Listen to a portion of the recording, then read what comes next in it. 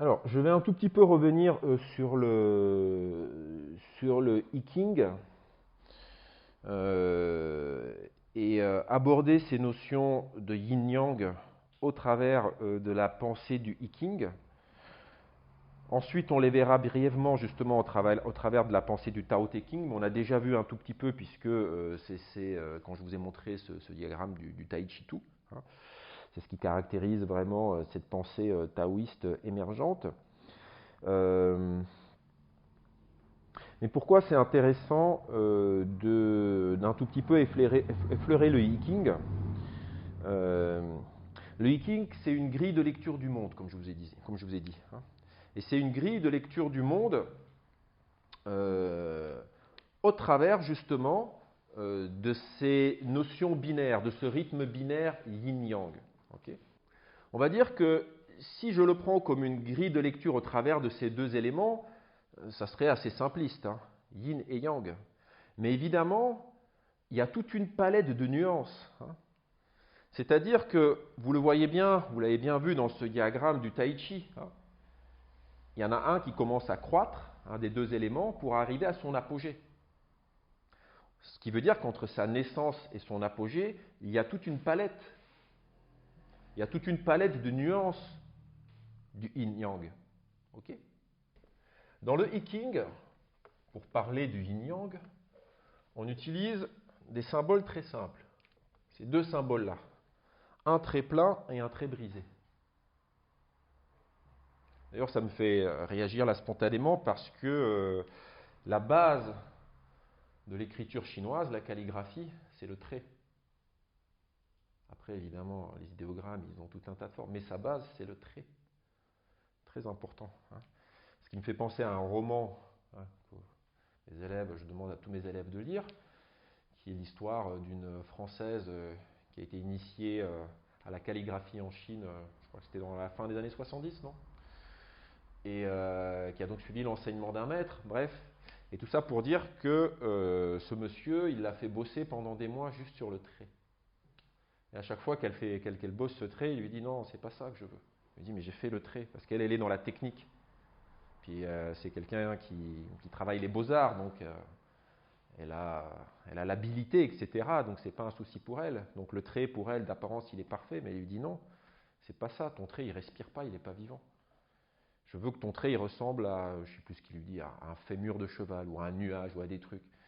Et elle, en fait, elle n'arrive pas à comprendre jusqu'au moment où, justement, elle fait cette espèce de switch, elle passe de cette pensée rationalisante qu'elle a l'habitude, hein, française, occidentale, etc., à autre chose. Et là, elle arrive à faire le trait, hein. Les Chinois diraient tracez-le avec le cœur. Mais nous, on ne comprend pas, parce qu'on parle du cœur, pour nous, c'est des émotions. Mais ce n'est pas ça de ça qu'on parle. Donc le trait, bon, tout ça pour dire que la base du I Ching, c'est le trait. Le trait plein qui représente le yang, le trait brisé qui représente le yin. Et le I Ching est composé de ce qu'on appelle les hexagrammes. Donc là, vous voyez, pour l'instant, on a une grille de lecture qui est assez binaire. Yin-yang, donc ça serait blanc ou noir. Mais là-dedans, on a des nuances. Et ces premières nuances, ça va être comment ces éléments peuvent s'agencer. Et ces deux éléments, ils peuvent déjà s'agencer de 4 manières. Bon, il n'y a rien de magique là-dedans, mais vous voyez, hein, enfin, magique si, il y a plein de choses magiques justement, mais il y a 4 manières de les agencer. Bon, 4 manières de les combiner. Donc on a déjà une grille de lecture qui est en train de s'affiner. C'est déjà 4 variations du rythme yin-yang. On va dire que quand ils sont dans cet état-là, finalement, il ne se passe rien. Les choses sont figées. Parce que justement, les choses sont dans leur état absolu. Il n'y a pas d'échange, il n'y a pas de mouvement, il n'y a pas d'interaction. Il n'y a rien qui en est encore. C'est du jeu de ces deux éléments que va naître quelque chose. Et justement, là, on peut se projeter sur le Tao Te Ching dont on parlait tout à l'heure, et où dans le Tao Te Ching, on a l'une des premières phrases qui va dire que le 1 engendre le 2 engendre le 3, et le 3 engendre les 10 000 êtres. 10 000 êtres, c'est tout ce qui est, quoi, toute la création, tout le manifester. Le 3, c'est quoi? Le 3, c'est l'interaction du 2, du yin et du yang. Ok? Bon, j'espère que vous n'allez pas avoir des têtes comme ça à la fin.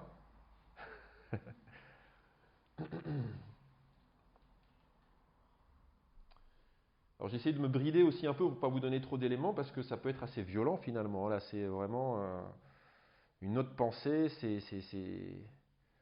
Ça peut être assez confrontant pour notre tête. Hein. Puis c'est sûrement pas, peut-être pas à ça qu'on s'attend des fois quand on fait de la médecine chinoise. Moi, c'est comme ça que j'ai appris la médecine chinoise.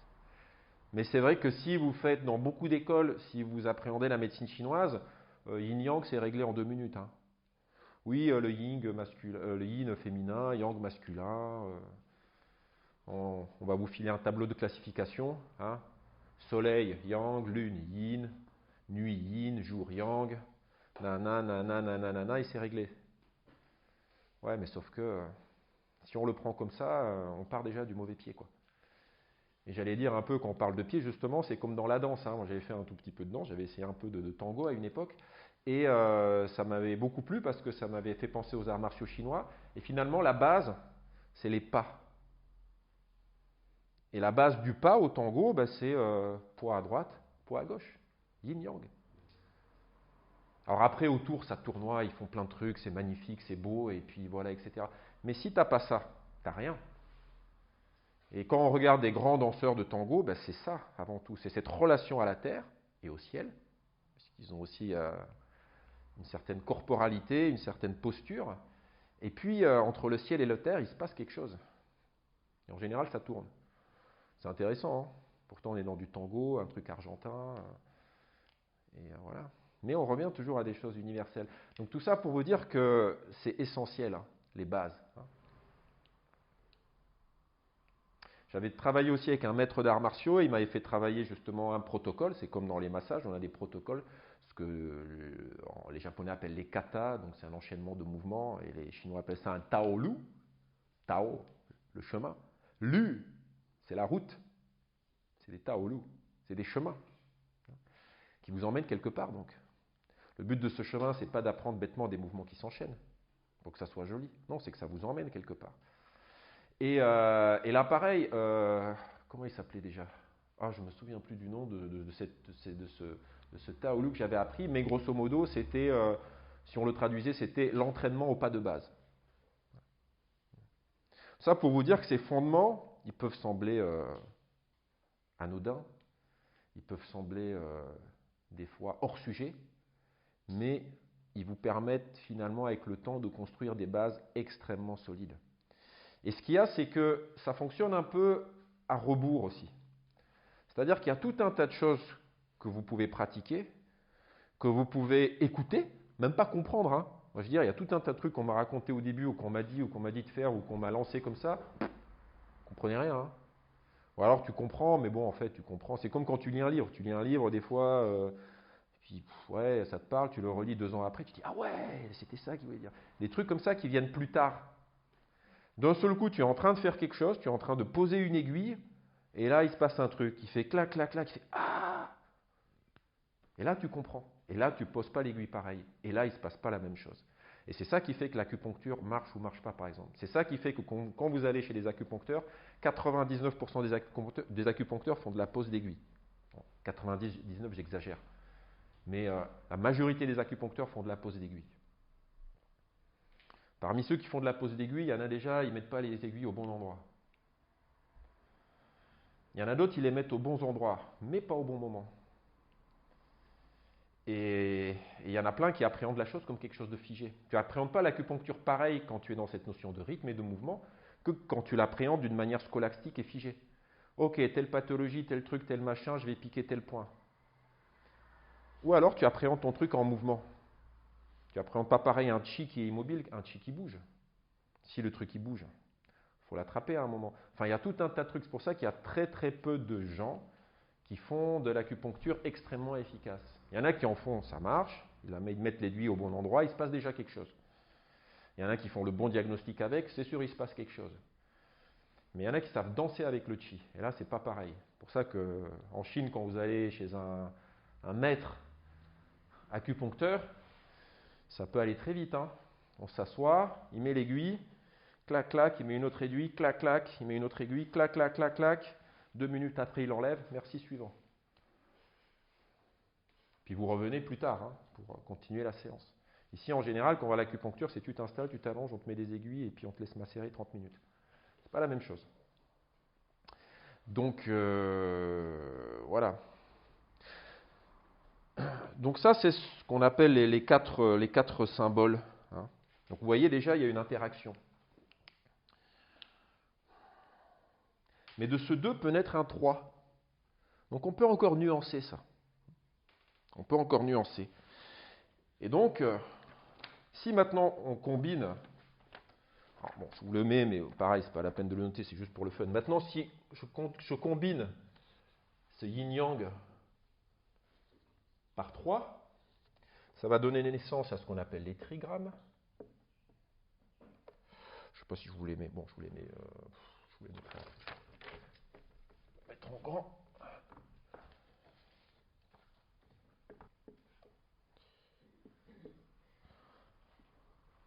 En fait, c'est un cours de morse. Voilà, bon là, c'est vrai, on voit pas trop, il n'y a pas de relief. Et les tracés comme ça, c'est pour ça, vous tracez ça. Il faudrait que ça soit épais, les traits, en fait, pour que ça soit bien, bien visible. Mais vous voyez, il y a 8 manières de combiner yin-yang. Donc on arrive à une grille de lecture maintenant qui est encore plus affinée. C'est ce qu'on appelle les 8 trigrammes. Par quoi? C'est ce que vous avez sûrement tous vu déjà dans des boutiques de bazar chinois ici à La Réunion, où on vend des fois des petits miroirs. Ça ressemble un peu à ça. Vous voyez? Des fois, c'est un miroir au milieu. On dit c'est des trucs de feng shui. Vous voyez? C'est ça, c'est un pakwa.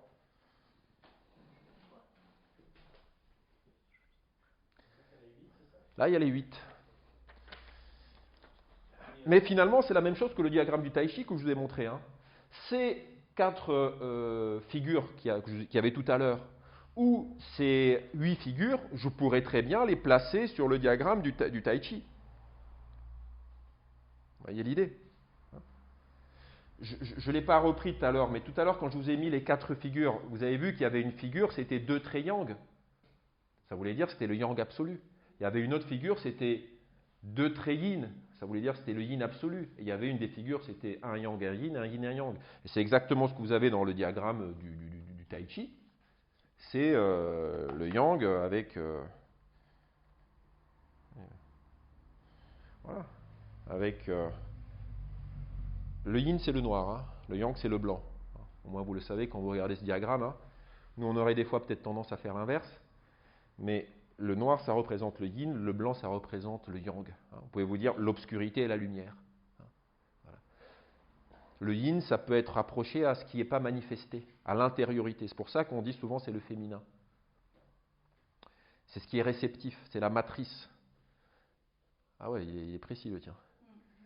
C'est de là où émerge toute chose.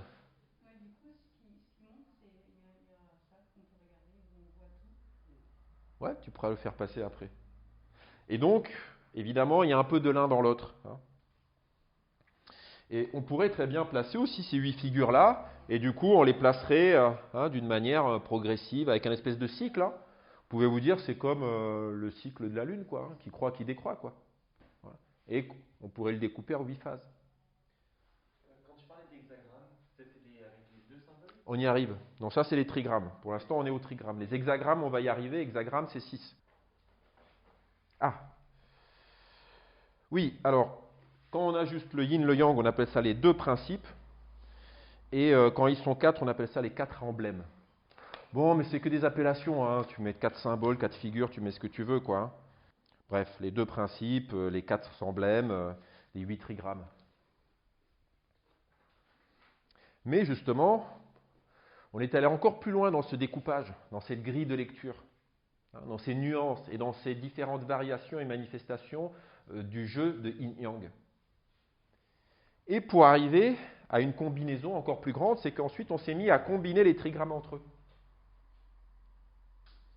et combiner 8 trigrammes entre eux, eh bien, il y a 64 combinaisons. Ce qui donne les 64 hexagrammes du I Ching. Alors je ne vais pas vous faire les 64 là, hein, évidemment. Sinon j'ai ma tête qui va exploser déjà. Je vais devenir fou avant de finir. Mais bon, là voilà, vous faites Google 64 hexagrammes, ils vont vous les sortir. Ce qui nous donne 64 figures, chacune composée de 6 traits. On a donc 64 variations du yin-yang. C'est pour ça que le I Ching est une grille de lecture. Une grille de lecture que je peux appliquer au corps, que je peux appliquer à l'instant, que je peux appliquer à ce que je veux, que je peux appliquer aussi à une lecture de quelque chose qui est en mouvement, c'est-à-dire ma vie par exemple. C'est pour ça qu'il y a des gens, ils étaient spécialisés, on va dire, dans le côté divinatoire, même si ce n'est pas vraiment de la divination telle que nous on l'entend, c'est plus de la lecture du temps, moi je dirais. Avec le I Ching. Il y avait une méthode pour tirer, enfin il y a une méthode où vous faites un tirage qui va vous donner un hexagramme. Et cet hexagramme va vous parler de quelque chose, d'un mouvement dans votre vie, quoi. Mais cet hexagramme, il ne vous dit jamais oui-non. Les Chinois, ils vont pas interpréter en oui-non, ils vont interpréter en favorable, défavorable, grosso modo. Ça veut dire tu peux y aller, mais sur le chemin, il y a des ronces et il y a de la boue. Tu peux y aller. Puis ça ne veut pas dire que ça va mal se passer, hein. Ça se trouve, il vaut même mieux aller là que dans le chemin dégagé. Vous voyez les trucs, c'est des paradoxes, hein. Et quand vous allez faire un tirage du I Ching et que vous allez sortir un hexagramme par ce tirage se fait traditionnellement avec des tiges d'achillée, on dit. C'est une plante qui pousse au bord de l'eau. Je n'ai jamais eu des tiges d'achillée, mais bref. J'ai rarement tiré avec les tiges d'achillée. Moi, je fais la méthode simple, qui est la méthode de tirage avec les pièces. On tire avec des pièces. On prend 3 pièces et on tire. Il y a un côté de la pièce, enfin le pile ou le face, on dit ça compte 2, l'autre il compte 3. On jette, ça donne un chiffre. Selon le chiffre, c'est soit yin, soit yang. Et en plus, il y a un peu plus de subtilité, c'est-à-dire que quand on a un yin, un yang, ça peut être soit, on va dire, un yin, un yang qui est arrivé à sa maturité ou qui est arrivé dans son état absolu, c'est-à-dire qu'il ne bouge plus, ou alors ça peut être un yin-yang qui est, comme on dit, mouvant, changeant. C'est-à-dire que c'est un yin qui est en train de se transformer en yang, ou un yang qui est en train de se transformer en yin. Ce qui fait qu'une fois qu'on aura tiré ces hexagrammes, on va regarder quels sont les traits qui sont changeants, et avec ces traits changeants, on va les changer dans leur contraire, et ça va nous sortir un deuxième hexagramme. Ce qui veut dire qu'on va avoir une lecture encore plus affinée de notre histoire, de notre question. On va avoir un premier hexagramme tel qu'on l'a tiré, puis on va transformer on appelle ça les traits mutants. On va transformer tous les traits mutants, ça va donner un deuxième hexagramme. Ça va affiner la grille de lecture. Et en plus, il y a une lecture pour chaque trait mutant, selon la position dans laquelle il se trouve. Vous voyez que ça fait un nombre incalculable de propositions pour un même hexagramme. C'est intéressant. Et tout ça, c'est du mouvement. C'est pour ça que je peux tirer un hexagramme un jour après. Enfin, je peux retirer le I Ching et il peut me dire un peu autre chose. Mais je peux retrouver le fil avec le précédent. Enfin bref, donc 64 hexagrammes, 64 variations du yin-yang.